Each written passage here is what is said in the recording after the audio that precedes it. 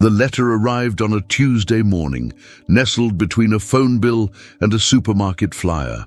I recognized David's handwriting immediately, the sharp angles, the decisive pressure of the pen. Strange that my husband would leave me a letter when he was just on a 3-day business trip to Chicago. I poured my coffee and opened the envelope at our kitchen island, the morning sun filtering through the plantation shutters of our modest suburban Boston home. The paper felt crisp between my fingers as I unfolded it. "Olivia, don't go to your father's funeral tomorrow. Trust me on this. I'll explain everything when I get back." "David!" The mug slipped from my hand, shattering on the tile floor, coffee splashing across my bare feet. My father wasn't dead. I had spoken to him just last week about his upcoming surgery. Routine, the doctors had said. A simple valve replacement. High success rate.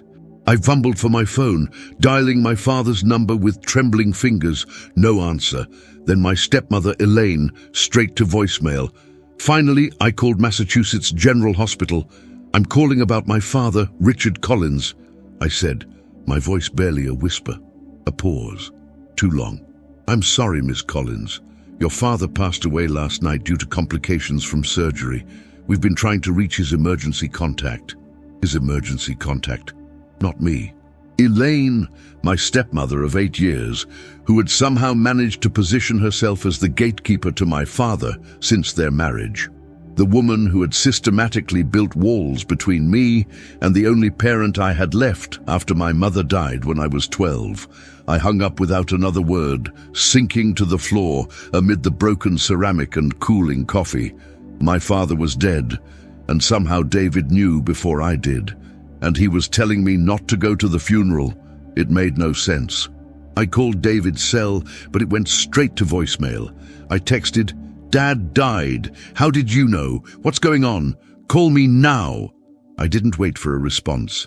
I threw clothes into a suitcase, booked a flight from Boston to Hartford, where my father and Elaine lived, in the sprawling colonial home that had been in my father's family for generations. The house where I grew up, where photos of me had gradually disappeared from the walls, replaced by Elaine's collection of expensive art. As I drove to the airport, my sister-in-law Caroline called. "Olivia, I just heard about Richard. I'm so sorry." "Thanks, Caroline. Did David reach out to you?" "I can't get hold of him." A pause. "No, but Olivia, there's something you should know. I overheard David on the phone with Elaine last week. They were discussing your father's will." My grip tightened on the steering wheel. "What? Why would they be talking about that?" "I don't know exactly, but David seemed concerned about making sure you didn't interfere with something. I'm sorry I couldn't hear everything, but it didn't sound right." A cold feeling spread through my chest. David and Elaine conspiring behind my back? About my father's will? "There's more," Caroline continued, her voice dropping. "Elaine has been telling people you're too emotionally fragile to handle the funeral, that you agreed to stay away." The traffic light ahead turned red and I slammed on the brakes. "That's absurd. I only just found out he died." "I know.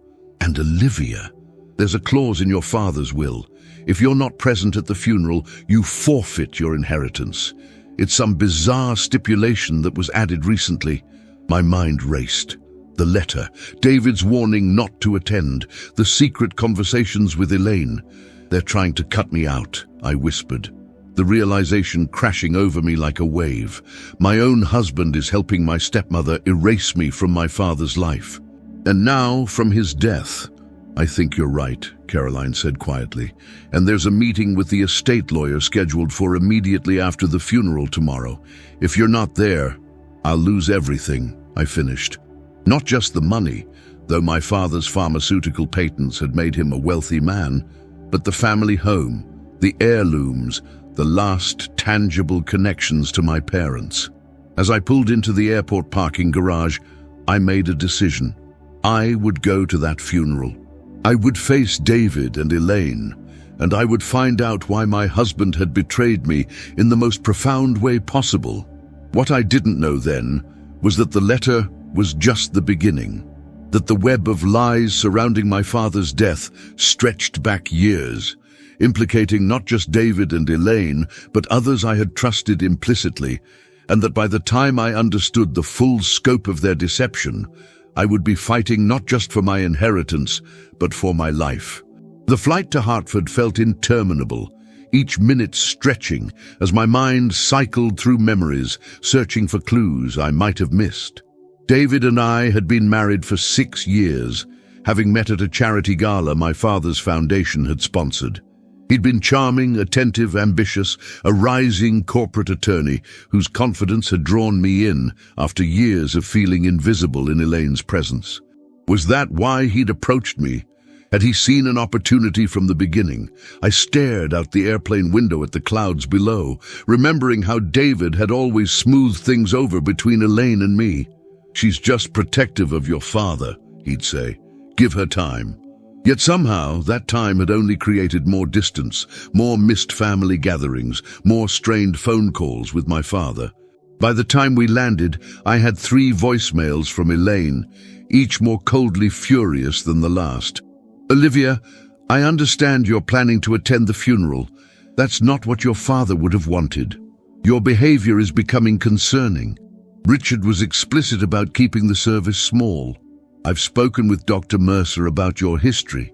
If you create a scene tomorrow, we'll have no choice but to take action." Dr. Mercer. My throat tightened. He had been my therapist briefly after my mother's death, sessions my father had insisted upon, sessions I'd stopped attending after Mercer had repeatedly suggested my grief was excessive and indulgent. I rented a car and drove straight to the Hilton downtown, rather than the family home, where I knew Elaine would be receiving condolence calls. In my hotel room, I called my father's oldest friend, Walter Klein, who had been his business partner from the beginning. "Olivia, thank God," Walter answered. "I've been trying to reach you." "Walter, what's happening? Why is Elaine saying I shouldn't be at the funeral?" He exhaled heavily. "Your father changed his will 3 months ago. Added that clause about the funeral attendance. It didn't make sense to me. He always talked about how important you were to him." "Did he say why?" "He said it was to ensure family unity at the end. But Olivia, he wasn't himself those last few months. Ever since that fall he took at the lake house, he'd been different, more suggestible, especially around Elaine." I closed my eyes, remembering the call about my father's fall. Elaine had downplayed it, just a slip on the dock, a mild concussion. Nothing to worry about, nothing worth disrupting my important work presentation to fly home for. "The thing is," Walter continued, lowering his voice, "I found something in Richard's private files yesterday when I was gathering documents for the estate. Medical reports Elaine never shared with anyone. The fall was much worse than she claimed. There was evidence of, well, the doctors questioned whether it was entirely accidental." My hand tightened around the phone. "Are you saying Elaine pushed him?" "I'm saying the timing of everything. The fall, the changes to his will, his sudden decision to have the heart surgery now rather than waiting until after your Cambridge research project ended. It all feels orchestrated." There was a knock at my hotel room door. I froze. "Someone's here, Walter. I'll call you back." I approached the door cautiously, looking through the peephole. It was David, still in his business suit, his face drawn with what appeared to be concern. I opened the door, but blocked the entrance. "How did you find me?" "Olivia, thank God." He tried to embrace me, but I stepped back. "I've been worried sick. Why didn't you wait for me? Why didn't you tell me my father was dead instead of leaving a cryptic note?" I countered. "How did you even know before I did?" David ran a hand through his dark hair, a gesture I'd once found endearing. Now it seemed calculated, a practice movement designed to convey distress. "Elaine called me," he admitted. "She thought you might take the news badly, given your history with loss. We were trying to protect you. By telling me not to attend my own father's funeral, the funeral I apparently must attend to receive my inheritance."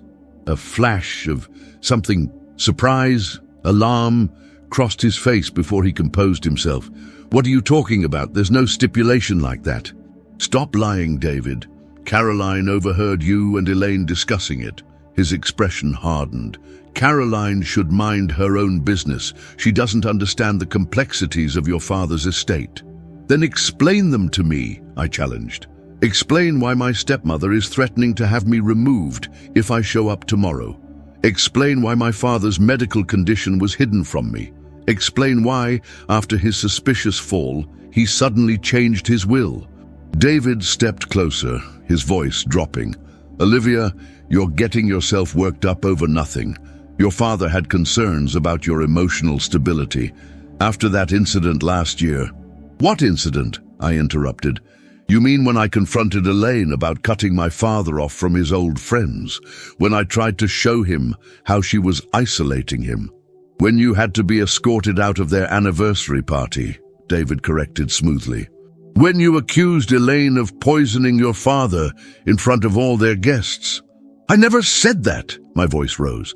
I said she was poisoning his relationships. You were there. You heard me. David sighed, reaching for my hand. I pulled away. Either way, your behavior has been documented by Dr. Mercer. Elaine has a restraining order ready to file if necessary. Is that really how you want to remember your father's funeral, being dragged out by security based on your stepmother's legal order? A chill ran through me. They had planned for everything. My showing up, my resistance, my accusations. They had built a case against me, painting me as unstable, volatile, perhaps even dangerous. I want to see the will, I said firmly. The actual document. After the funeral, David replied. Walter has the copy in the estate office safe. Only he and the executor have access until after the service. Walter, who had just told me about finding hidden medical reports, who had just raised questions about Elaine's involvement in my father's fall. Walter, who might be the only person who could help me prove what was happening. Fine, I said, forcing my voice to remain steady. I'll wait, but I am attending that funeral tomorrow, David, and nothing you or Elaine do will stop me. As I closed the door on my husband's face, I didn't see the text message lighting up my phone from an unknown number. Walter Klein was just admitted to Hartford Memorial. Apparent heart attack. Elaine was with him when it happened. I stared at the text message in horror, my hands shaking as I called Hartford Memorial. After confirming Walter had indeed been admitted, I grabbed my purse and rushed out. The hospital corridors were eerily quiet as I approached the nurse's station. Walter Klein. I'm his goddaughter. The nurse looked up sympathetically. Room 412, but only immediate family. I was already moving. Outside room 412, I heard Elaine's voice through the partially open door. The doctors say you should rest, Walter. I'll handle the estate matters for now. I pushed the door open. Walter lay connected to monitors, his normally robust frame diminished against the white sheets. Elaine stood at his bedside, impeccable in black Chanel. Her ash-blonde hair swept into a perfect chignon. Her surprise at seeing me quickly hardened into cold fury. Olivia. How inappropriate. Walter needs rest, not histrionics. It's all right, Elaine, Walter said weakly. I'd like to speak with Olivia. Elaine's manicured hand tightened on her designer handbag. The doctors were very clear about limiting visitors. 5 minutes, I said. That's all I'm asking. Walter nodded, and Elaine reluctantly moved toward the door. 5 minutes, then I'm calling security. When she left, I rushed to Walter's side. What happened? Sudden chest pain at the estate office, he murmured, while reviewing documents with Elaine. His eyes met mine meaningfully. The safe was open. The will, gone, along with your father's private medical file. He gripped my hand. Listen carefully, Olivia. Your father made a video statement when he updated his will. Standard procedure for significant changes. It's stored on a secure server. The access information is in my desk at home, middle drawer, false bottom. The password is your mother's maiden name, plus the year you were born. The door opened, and Elaine returned with a doctor. Time's up. One more thing, Walter whispered as I was ushered out. Check the prescription bottles in your father's medicine cabinet. I drove straight to Walter's Tudor-style home in West Hartford, using the spare key he'd given me years ago. In his study, I found the hidden compartment and the access information. Then I headed to my childhood home. The house was quiet when I arrived, most of the funeral arrangements having been completed. I slipped in using my old key, which David had tried to convince me to return to Elaine last Christmas. In my father's bathroom, I examined his prescription bottles. Most were standard heart medications, but one caught my attention. A psychiatric medication prescribed by Dr. Mercer. The date matched Walter's timeline of my father's personality changes after the fall. I photographed everything, then accessed my father's computer in his study. When I tried to open his email, I found it had been wiped clean just hours ago. A floorboard creaked behind me. I whirled around to find David standing in the doorway. "You shouldn't be here, Olivia." "I'm exactly where I need to be," I replied, pocketing my phone with the evidence. "Why is my father on antipsychotics prescribed by my former therapist? The same therapist you and Elaine have apparently consulted about my condition." David stepped closer. "Your father was struggling with paranoia. He became convinced Elaine was after his money. Sound familiar? Or maybe he finally saw through her manipulation." I stood my ground. "Just like I'm seeing through yours." His expression changed, the mask of concern dropping away. "Do you have any idea what you're risking? Elaine is willing to offer you a settlement. Walk away now. Don't attend tomorrow, and you'll still get something." "I don't want something. I want what my father intended me to have before you and Elaine poisoned his mind." "Careful with accusations like that," David warned. "They sound exactly like the paranoid delusions Dr. Mercer documented." I moved toward the door. "I'll see you at the funeral, David." As I left, I called my old college roommate Meredith, now a pharmaceutical researcher. "I need you to look at these medication photos and tell me what possible interactions they might have." Her response came while I was driving back to the hotel. "Olivia, this combination could cause cognitive impairment, increased suggestibility, and memory issues.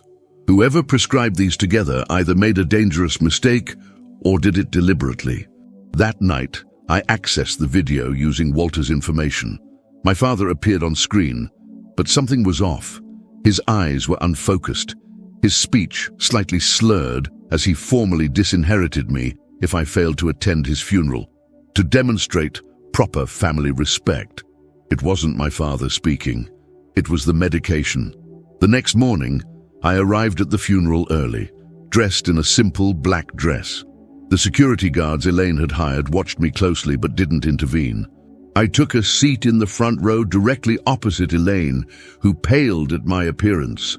As the service began, I looked at the faces around me. David, Elaine, Dr. Mercer, my father's new lawyers. They had all contributed to the elaborate scheme to cut me out. What they didn't know was that I had spent the night gathering evidence. The video showing my father's impaired state, the medication analysis, Walter's statement recorded from his hospital bed, and most damning of all, the audio I'd found hidden in my father's desk drawer, a recording of Elaine and David discussing how to accelerate the timeline before my father could come to his senses. I sat silently through the eulogies, including Elaine's performance of grieving widow. When the service ended, I approached the estate lawyer and handed him a sealed envelope. "Before we proceed with the reading of the will," I said clearly, "there's evidence of coercion and medical manipulation that needs to be reviewed." Elaine's perfect composure finally cracked. "She's delusional, David, do something." But David was staring at the envelope, recognition dawning in his eyes. He knew what I had found. The conference room at the law firm was tense as the estate attorney, Mr. Harrington, reviewed the contents of my envelope. Elaine sat rigidly across from me, while David had positioned himself by the window, distancing himself from both of us. "These are serious allegations, Mrs. Collins," Harrington said to Elaine. "If substantiated, they could constitute criminal elder abuse." "This is absurd," Elaine hissed. "Richard was of sound mind when he made his decisions." I placed Walter's statement on the table. "My father's business partner disagrees, as does this toxicology analysis of his medication regimen. Harrington frowned. I'll need to consult with the firm's partners before proceeding with the reading. That's unnecessary, came a voice from the doorway. Walter stood there, pale but determined, supported by a nurse. As co-executor of Richard's estate, I demand we address these issues immediately. Elaine's composure slipped further. You should be in the hospital. I checked myself out, Walter replied, taking a seat. Strangely, my heart attack symptoms disappeared once I stopped drinking the tea you brought me. The room fell silent. I pressed play on my phone, and my father's voice filled the room. I'm concerned about these new medications, Elaine. They make me feel foggy. Elaine's recorded response was chilling. Trust me, Richard, Dr. Mercer knows what's best. Now, about these changes to your will.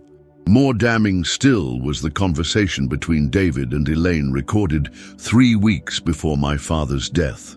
David, the surgery creates too many variables. What if he changes his mind about Olivia afterward?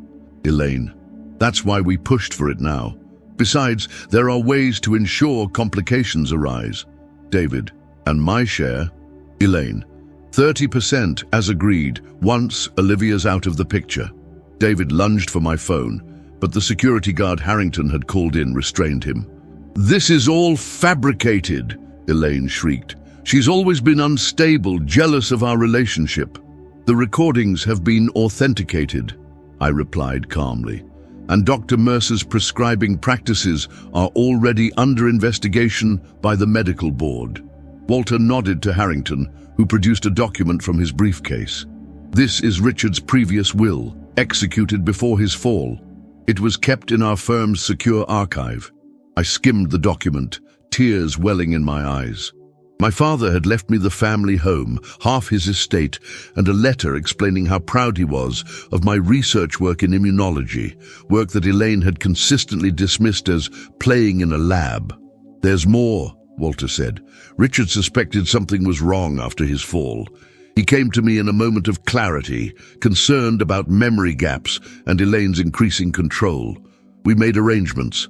He handed me a sealed envelope with my name in my father's handwriting. Inside was a letter and a small flash drive. The letter read, Olivia, if you're reading this, my suspicions were correct. I've documented everything on this drive, changes in my medication, missing time, conversations I've recorded. I'm sorry I doubted you. No matter what happens, know that I love you. Dad. Harrington cleared his throat. In light of this evidence, we'll be freezing the estate pending investigation, and I believe the police should be involved. Elaine stood abruptly. You can't prove anything. It's her word against mine. Actually, I said quietly, it's my father's word, and the evidence he gathered. As if on cue, 2 detectives entered the room. They had been waiting outside at my request. David's attorney-trained instincts kicked in. I want to cooperate fully, he said, distancing himself from Elaine. I was manipulated by Mrs. Collins. I have information about the medication schedule, the falsified medical reports. Elaine's face contorted with rage. You spineless... Mrs. Collins, one detective interrupted.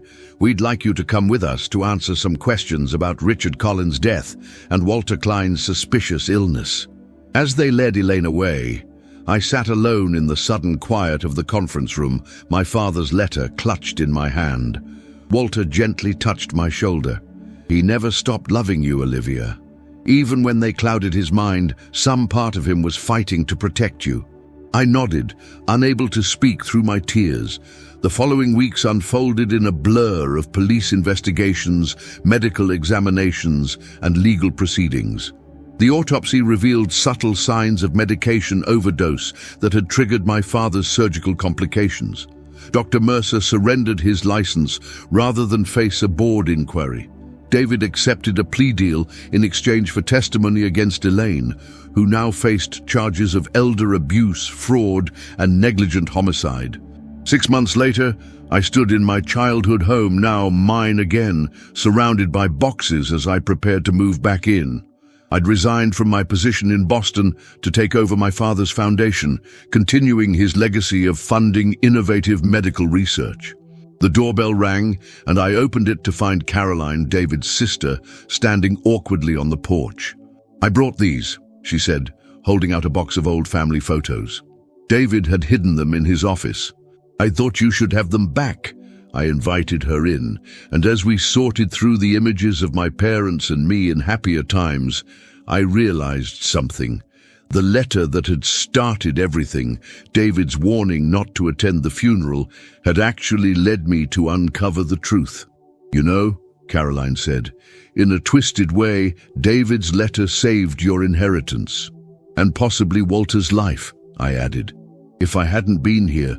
We fell silent, contemplating how close Elaine had come to succeeding. Our simple funeral absence would have completed her years-long plan. The sun streamed through the windows my father had installed when I was a child, windows positioned to catch the morning light, because, he'd said, every day should start with brightness. For the first time since his death, I felt that brightness returning, not just to the house, but to the future he'd always wanted for me.